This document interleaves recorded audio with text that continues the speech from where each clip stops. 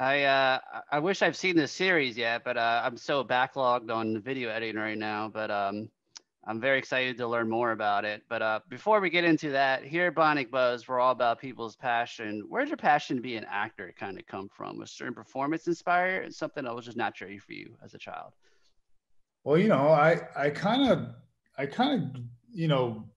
always wanted to be Stallone or De Niro, as a kid, or Charles Bronson, I was always Hmm. enamored with them, and acting didn't come into my life until I was, about in my mid 30s, because I was a performer in a band and I always wanted to be in entertainment and always was a performer, obviously. So I never had, I never had to, I wasn't, it wasn't like I was like, I want to be these guys, but I didn't know how to. So it was, I was just a guitar player in the band and I just wanted to just, be on the road. And that's what I did for 10 years of my life professionally.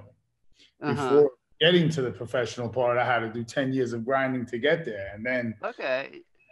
yeah. So, Yeah, let's talk about your band was what, Sworn Enemy, is that right? yeah, yeah. Yeah. So talk about, I guess, like, putting the grind for that and, where your passion being like guitars kind of come from.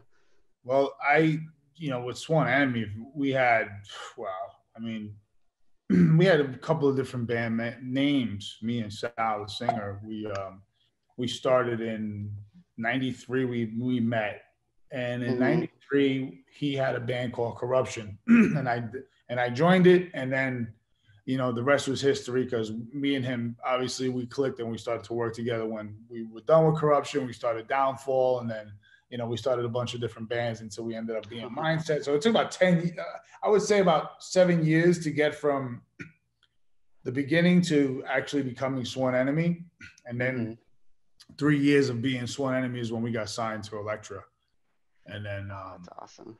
we went and toured. We did Ozfest, and then we did a bunch of independent hardcore tours, and big tours with like Slayer or Slipknot and Hatebreed and Soulfly and Kitty, and then Hell that's when we yeah. started to, really started to I pop love Soulfly Kitty. up. What year did you do Ozfest, you said? 2003 with Oh, Cradle of okay. Filth and Voivod, Killswitch Engage, Shadows Fall, Chimera. Um, wow, who Man, else? I loved it going to Ozfest back in the day. Yeah, yeah, it was fun. I mean, that So was.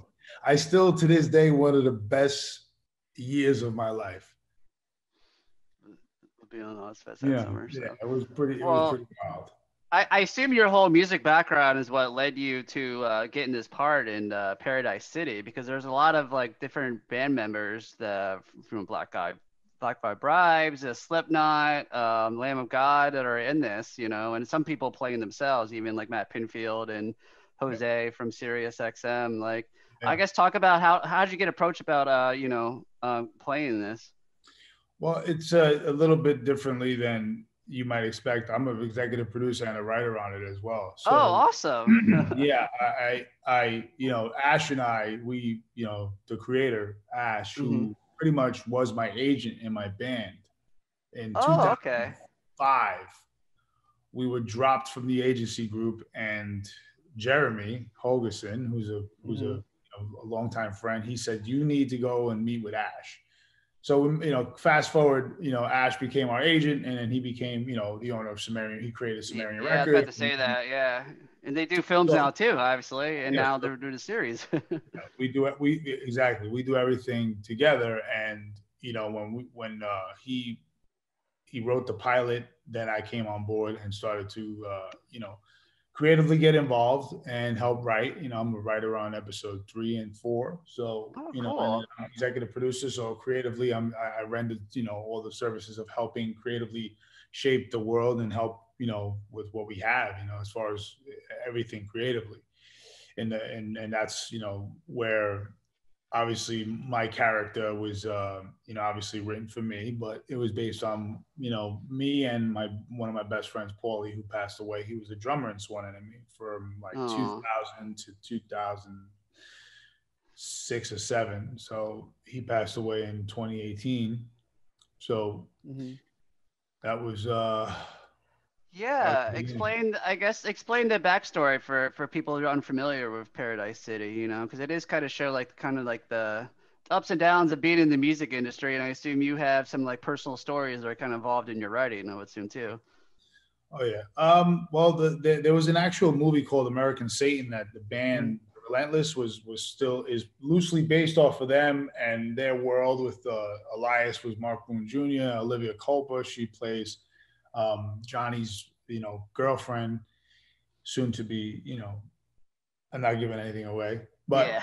um, that was the movie that kicked off the kind of like this supernatural, doing the deal with the devil, and here we are, now we're famous, blah blah blah, the Faustian deal. Cut to Paradise City being loosely based off that, somewhat of a spin-off of that Hmm. film, which was released on Showtime. Miramax was our distribution. We had a very successful run for an independent film for one of our first ones.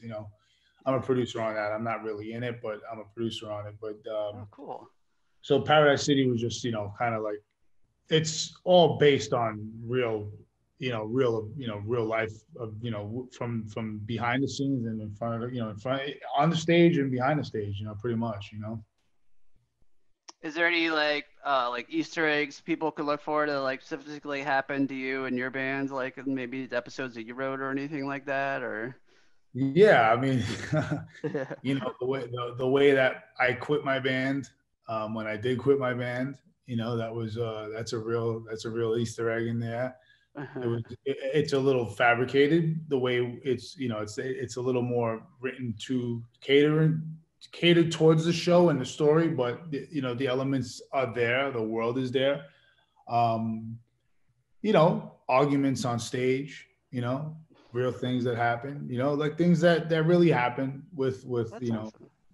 with the bands. I mean, from my perspective, I mean, but like from the entire show perspective, what Ash Uh-huh. wrote, and I think that from his perspective, he's got all the he was a manager, he was an agent, he's a label owner, he was actually a singer in a band, so he has all those perspectives as well. So we kind of wrote it from the a place that is as much as authentic as possible.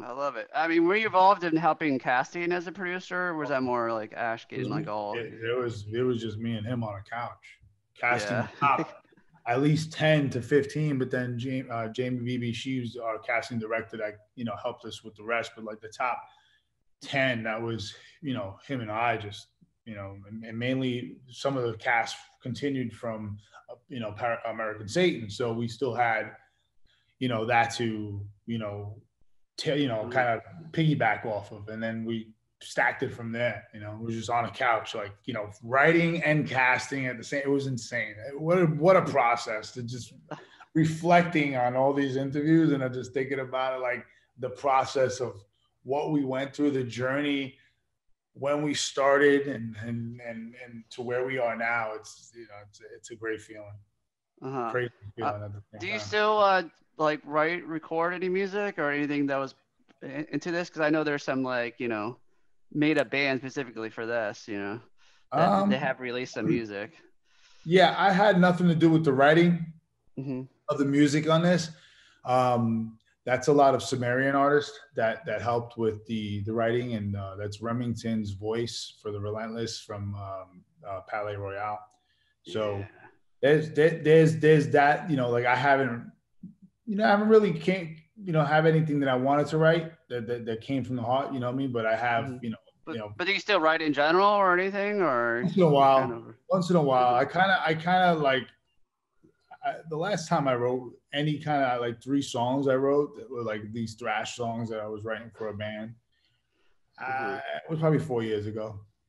That I Oh was like, wow. So you kind of, is it more just like you're kind of drained from your 10-year grind, or just you're more creative in putting your input towards your yeah, producing, writing, and you also have been in other stuff like Days of Our Lives, I think Game of Thrones, I believe too, right? Ballers, yeah, Ballers, Oh, and Ballers, nice. I just finished the Bruce Willis movie called Reactor. Um, and shooting a pilot right now. We started shooting yesterday. That's with Tom Sizemore. He plays my dad. It's a pilot. It's like a mob series that we're starting right now. It's based off a bestseller. It's an interesting, very interesting concept. Different take from a female perspective, reporter, being her infatuation with the mob, and wow. yeah. So we start shooting that yesterday. I mean, my first day. I'm a producer on it as well too, loosely. So I was on set yesterday, but my days start on Tuesday. So tomorrow I start, right? Today's Monday. I'm lost. I think Yeah. yesterday was Easter, Sunday. I Duh, know.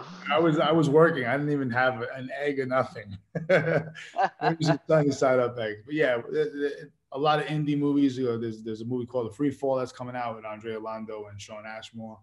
That's a cool horror produced by Shawnee DeMont and Sean Reddick from Get Out, the producer from Get Out. Yeah.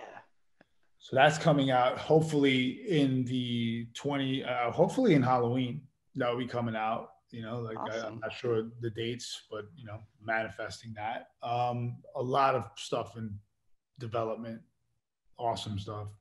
Yeah, Very cool. A lot going on. Well, I mean, there's been a lot of buzz about Paradise City so far. Is there talk about doing like another season, or is this just kind of like one and done, or kind of maybe it's still up in the air?